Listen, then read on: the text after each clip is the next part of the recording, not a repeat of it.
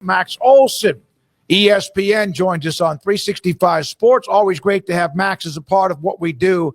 Max, thank you very much for your time. Craig and Paul, David Smoak, your thoughts about this weekend and Vanderbilt. Let's start with them trying to win back-to-back years, and I'm not so sure everyone's not wondering what might happen as good as Alabama looked against Georgia. Smokey, great to be on with you. I really appreciate you starting with football questions and like on the field questions. And in fact, if you ask me off the field questions, I'm going to reserve the right to pass today. How about that? What? I don't think he wants to talk about private equity. Oh, well, that's it's possible I do not want to talk about private equity. Well, good. That is a solid read there. There you go. By Paul. I honestly, I know it's out there. I know there's stories, and we were going to have some. No, I'm just teasing you guys. There's just so much stuff going on at once, right? Like I feel like it always distracts away from the games and like what's ahead of us here. But yeah, Bama Vandy. I love it. I think that. Look, Diego Pavia certainly believes he can beat anybody on any day, home or away. And I think people will be watching this one very closely. It was such a beautiful thing last year, that moment when everyone's like, oh no, we have to turn on the Vandy Alabama game. Like, what is going on here? And I don't think this is going to be one of those. I think Bama will take care of business, but God, I love the toughness of this Vandy team. They have played well against good opponents so far this season. I don't think it's going to be easy. I think Bama takes care of business. But if it's another four-quarter, like down to the final minutes kind of game, what a treat that would be. Yeah, I think 10.5 might be too big of a number for this one in the spread. I'm with you. I'm with you on that. It doesn't mean that Alabama's not going to win, but a 2-score game with Diego Pavia, like he's going to make it super interesting. I think the most interesting game of the week that a lot of people around the country are going to talk about is Iowa State and Cincinnati, because the Bearcats look like they are growing into something, and they came back, beat Kansas last week, and Iowa State is down a lot of bodies on defense right now, particularly their two cornerbacks. Is Iowa State good enough overall to overcome that against a quarterback like Brennan Sorsby, who's come into his own? Yeah, it's really tough that Jontez Williams injury, he is really, he's been such a good playmaker for them, grabs a lot of picks, really an all Big 12 type of corner. And to lose him the way they did with like 3 minutes left in a blowout is just so brutal. And you combine that with Jeremiah Cooper going down. It puts Iowa State in a tough spot. They went through this a little bit last year at linebacker. They were so beat up at linebacker and needed, walk-ons and reserves to step up. And I think it'll be a little bit similar this year in terms of asking new guys to step in here. But, you're right. Brennan Sorsby, I think post-Nebraska has played really, really well. And, I know he didn't throw for many yards in Kansas City, but I think you've seen his ability to also run the ball, to scramble and get first downs and extend plays. I think he's like when we do these graphics in August of like, notable Big 12 quarterbacks returning. I know Texas Tech fans got mad when Baron Morton gets left off, but Brennan Sorsby definitely was getting left off those. And I think he's playing at a really high level this year and has been one of the best in the conference in QBR. I do think this is going to be a tough one for Iowa State. I like Iowa State to survive, but it's going to take Rocco Beck really, coming up in the clutch again, I think, as we've seen a few times. So a few days ago, I know we're now looking ahead time here on a Thursday, but I got to go back to last weekend and where you were. You were in Happy Valley for the whiteout, Penn State and Oregon, and what a game that turned out to be. Max, just your thoughts. How many times have you been to Happy Valley, and just kind of where was that in your sort of catalog of experiences, and what'd you walk away from thinking about the most? Yeah, first time at Penn State for a game for me. I got to go visit that campus one time when I was in college, but unbelievable experience. The game didn't kick till like 8 Eastern. It was, the atmosphere was as crazy as you would expect. That whiteout was so impressive. And, I honestly, I think my kind of takeaway from that game, look, certainly Oregon looks to me like a national championship contender and a team that is taking the pain of last season and building on it and really ready to kind of run it back here. But man, at 17-3, that game should have been over. I thought with 12 minutes left, you started to see some fans hit the exits. So for the way that Drew Aller and those guys, rallied back there in the fourth quarter to force overtime and to put that pressure on Oregon. I did think it was pretty impressive. I don't know that I don't have an AP vote, but I wouldn't have dropped them all the way down to 7. I think Penn State showed they can hang with these guys. And I know, everyone kind of reflexively goes to James Franklin's record against top 10 teams and all that kind of stuff. And, the concerns about how Aller played for most of that game, but I don't think Penn State's that far off. I just think Oregon's really good. And, you saw it's a manifestation of the way Dan Lanning runs that program. And that is a tough football team that is just totally locked in, that doesn't they don't spiral and fall apart now. And, I think that he talked about, 1,000 cuts is what it would take. And he was exactly right. I mean, it really took till the very last play of that game to win it. And, incredible, certainly up there for game of the year. And, I think two teams that, you heard Lane say after the game, he thinks they'll see Penn State again. And, I think he's probably right about that. Miami and Florida State are both good at the same time, Max, and I am not dissuaded at all by the Virginia loss. It was pure trap game shenanigans, and I have convinced myself of that over the last week. This is going to be a really interesting one because the stadium's going to be really lit, maybe more than it's been in a while. Miami is legitimately dominant up front on both sides of the ball. But is this one that might, because of the rivalry, things that go on, not look like a game between two teams that are this good? I think the big thing with this one is just, certainly last year when you saw Carson Beck in some big games, you really felt like he was pressing and feeling the pressure of trying to be the number 1 overall pick and all that kind of stuff. And I think that's what Tony White and the Florida State defense have to get back. Like, can you put some pressure and apply some pressure and get him pressing and, put him in some second and long, third and longs where it's really all on his arm to get it done. And I think his big game experience is a huge advantage, obviously, but I'm just really interested to see how Florida State defends Miami as Miami kind of continues to gain confidence with all the pieces they've got around Beck, and they've got such a good offensive line. That to me kind of where is the matchup comes down to a little bit. But man, I'm with you on Florida State. Like that one certainly could have gone either way. And it's a big get right week for that team. And I would imagine Tommy Castellanos and those guys are ready to rally and go play their best football. So yeah, I think that one's going to be a ton of fun to watch. And I wouldn't put it past Florida State to pull this off.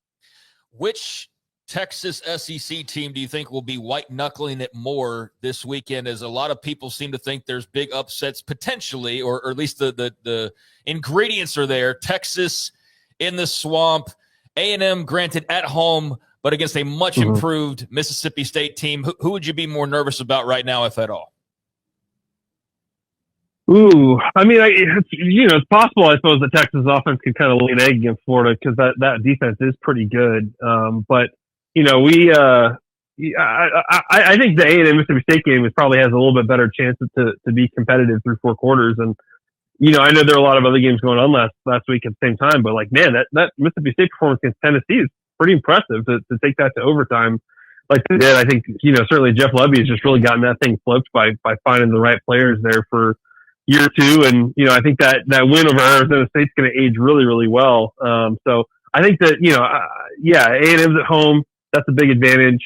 But I think that Mississippi State has shown, like, if you're just like a little off, they can burn you on a 70-yarder. That offense can really go. So I think that game's a little bit more competitive unless Arch Manning just is really flustered by that Florida defense. And, I think the big concern still with Texas is not a lot of guarantee that he's going to have CJ Baxter or Trey Wisner this week. And so that, if you're still missing those guys in the run game, and you're still kind of growing at quarterback, like I think that could put Texas in some tough spots against a Gator defense that has got a really good pass rusher in Tyreek Sapp, and is probably better than people realize.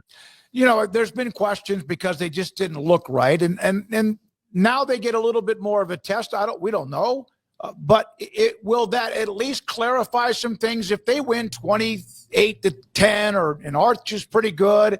Or is there still going to be questions until they play Oklahoma, and then Mateer's not going to play? Does that matter?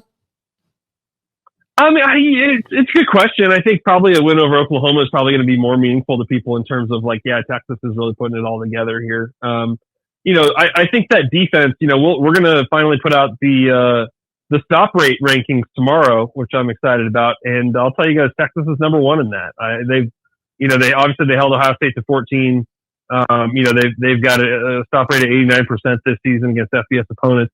They've been excellent on that side of the ball, not just with the stars they had coming back, but the guys that have stepped up like Jelani McDonald and Grayson Littleton. So I think that Texas defense is going to help them get through these growing pains a little bit. But I think probably Oklahoma is a little bit more telling. Now, you're right. If Michael Hawkins is starting that game and Mateer doesn't pull off a miracle here, then that has a little bit of like blowout potential. But like I think ultimately against that Oklahoma defense is going to tell us a ton. Well, does it count if you stop yourself through bad coaching in the stop rate, like the Florida offense will do several times? I'm sure. Good question. We have not come up with the advanced adjustment for terrible coaching yet. Max, that job not open yet, but there are some open. And the Arkansas job is really interesting. How much do you think that the money people at Arkansas will really go all in for this job and decide who they want to be in the most powerful conference in the country? I think, first of all, the money people really want to see if Bobby Petrino can do it. And that's wild to me, but that is what they want to find out. So, I think he's trying to like really like just squeeze every drop he can out of this team and win as many games as possible and get a chance to be the head coach there. And, look, when he got a second chance at Louisville, they did have 4 pretty good years there. Of course, they had Lamar Jackson before things really fell off a cliff. But I think right now it is figure out if Petrino can do it. I have no doubt that like those folks will look at Rhett Lashley and they will look at the coaches out there who they feel like could really be like the difference maker that makes them really competitive in the SEC again. But certainly this is one of those, like a lot of those where it's like you kind of got those internal politics a little bit of like, what do the money people want? What does the AD want? What if Petrino wins too many games this year and then I guess we're going with this, and maybe you miss an opportunity there to go hire somebody that you've been kind of dreaming about here for a few years. So the week to week of this will be very interesting to watch. What do you know about private capital or equity or I'm just kidding. All right, I'm hanging up. No.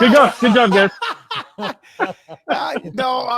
Hey, Texas Tech and Houston, down in Houston, and of course Willie Fritz. Can see them turning the corner. They've had a nice start. They had kind of a little dicey last week in Corvallis, which can be a Halloween nightmare for some.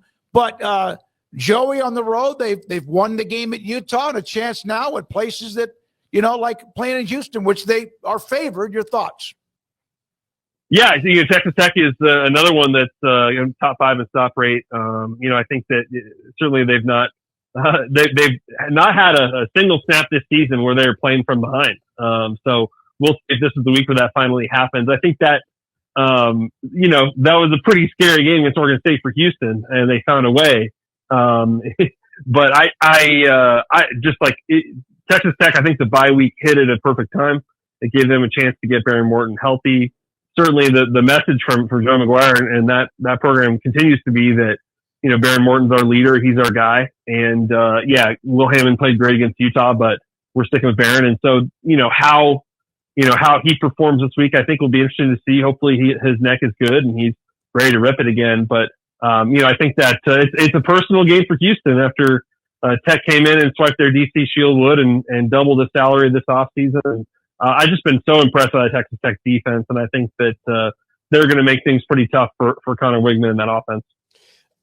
Max, for that game in particular, I hope it's really good, and I hope that it can start kind of rebuilding some of the tensions between the old Southwest Conference, because the Big 12 needs rivalries, and Houston and Tech seems to me to be like a perfect one that could start up. So I am rooting for all manner of craziness to happen and anytime those two teams play. I'm with you. I think that's something that is one of the challenges for the new Big 12 or that the setup after Texas and Oklahoma leave is just like, obviously they didn't protect that many rivalries because of the way the schedule broke, but you want to see more of those grow. You want to see, you've got some pretty good hateful rivalries in this conference, but I'm with you. I want to see those kinds of things like really take off, especially in state as Houston is back in the mix here. So, I think that'd be pretty cool. And, certainly if Houston can, ruin Texas Tech's perfect start, that would, they'd be 5-0, and that would really put them in the conversation a lot more. Thank you very much, Max. Appreciate your time as always. Hey, you guys, I was just messing with you on the private equity. No, there's just you know what I mean, right? There's plenty of folks you can call on that stuff. Look, Max. I woke up to more private equity stuff.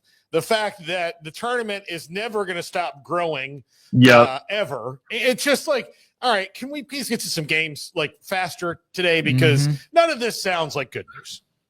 It's like I can see the road we're on now. It doesn't look great in a lot of ways, but maybe let's not look off in the distance too much and just try to enjoy the football games for now.